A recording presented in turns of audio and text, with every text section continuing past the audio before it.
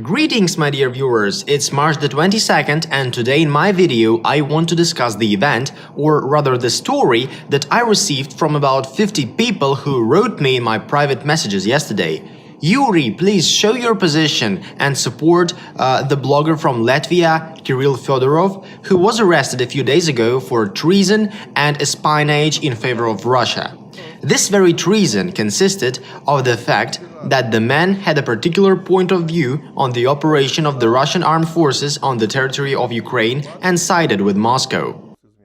Знаете, сразу хочу вам сказать, ребята, вот то, что вы предлагаете мне в личку, там собираются подписи за то, что дать там этому человеку гражданство Российской Федерации, что об этом нужно много говорить и так далее, поверьте, сегодня это не работает. Да, я понимаю, что вы привыкли, что это работало раньше, но сегодня, подчеркиваю, именно уже сегодня это не работает. И я объясню почему.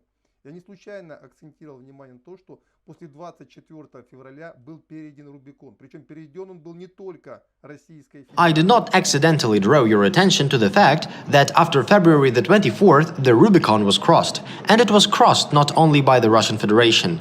No one in Europe will today guarantee you any rights and freedoms. Today, Europe is following exactly the same path that Ukraine followed back in 2014. The elites of Europe have already made a decision to confront with the Russian Federation, and war, including informational war, always follows the same rules. Remember the fate of those people who tried to oppose the war in Ukraine in the 2014 or 2015 years. The saddest, but also the most revealing story is the story of Oles Buzina, who was simply shot down, and his murderer was essentially never sought.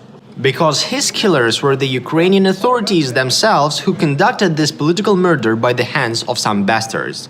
In Europe, and in Latvia in particular, they are not doing it yet, but the brutal sweeping of the oppositional points of view will be carried out in the same way as it was done in Ukraine. Ukraine, too, did not fall to its current condition in a single year. Back in 2014, you could still express your own opinion, disagree with something, stand for your point of view. It was even back in 2015, but there was a brutal purge, gradually squeezing out any dissent, until a few days ago it was officially announced that there in the country could be only Ukrainian authorities' point of view. And there is no room for any step to the right or to the left. All of this is forbidden in Ukraine today, and Ukraine has been on this path for 8 whole years, while Europe is just at the first stage. For this reason, there is no murders of public opinion leaders with different points of view yet. But very soon this can become a reality, and Kirill Fedorov has been jailed as a demonstration. The fact is that he was about to leave Latvia. He had already bought tickets, so the Latvian authorities did not want to just take him out of the country. Kirill Fedorov should become an imprisoned leader of public opinion, so that others would not have the same point of view. This is a very important thing, so if you're told that he could have left, don't believe it. No, he could not have left. He wanted to leave, but they wouldn't let him. He was just taken and imprisoned so that everybody could see it for having a different point of view. If anyone tells you anything different, it's a blatant, cynical lie. And this is happening today in Europe, in a European Union country, in a NATO member country. So guys, don't have any illusions. No one will ever release Kirill Fedorov, neither the Russian Foreign Ministry can. The only thing that can happen is that he will be exchanged for someone else, if the Latvian government considers it possible. He is basically a prisoner of war today, a prisoner of war on the informational front. And the same thing will happen today to all those bloggers, all those opinion leaders who try to express a different point of view than the official one, because in all European countries the Russophobic mode is gradually being spread, and it didn't really begin on February the 24th. I also communicate with guys who live in Germany, those people who had the courage to go against the mainstream. They started facing problems before. Journalists who tried to fight with Russophobia in their country, for example, they simply were not given credit cards to open.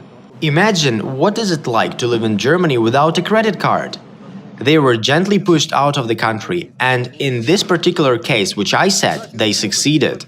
Today the war has entered a new phase, and consequently, the actions of European officials are much tougher. Of course, Kirill Fedorov is to be saved in some way, but I emphasize, I believe that the only way to save him is to exchange him for someone else. A political decision has been made on Kirill Fedorov, and any political decision is not overridden by any freedom of speech and human rights, including in Europe. Yes, all Europe does not care about these concepts, and has not cared about them for a long time now. There is no freedom of speech and human rights. I mean, they exist only for those who act strictly by the written rules which come down from above. One step to the left, one step to the right, and you are no longer trustworthy. 2 steps to the left, 2 steps to the right, you are already an enemy of society. And if we look at Europe from this point of view, we can see that Europe is gradually turning into Ukraine, and unfortunately, this will only go on. Therefore, all people who today live in Europe should think twice when expressing their point of view. Yes, as long as you're just an ordinary person, they won't touch you. Yes, when you're at home urging for one opinion or another, they won't touch you. But if you become a leader of public opinion, as Kirill Fedorov was, they will not leave you alone. But this doesn't mean that you have to stop fighting. You have to fight, because if you stop, if you give up, Europe will follow the same path as Ukraine did and will descend into Nazism, because it will have no other way to confront the truth. That's why I have already announced it earlier. I'm starting a new information project that will work for Europe, which is supposed to explain to Europeans what's really happening in Ukraine today and what they must fear most of all, so that Ukraine, as it is, will not become the reality in their countries. Because when the Ukrainians went out to the Maidan Square in 2013, they didn't think about what would happen either. They thought that it would be different for them. Meanwhile, the country had already been condemned to war and destruction.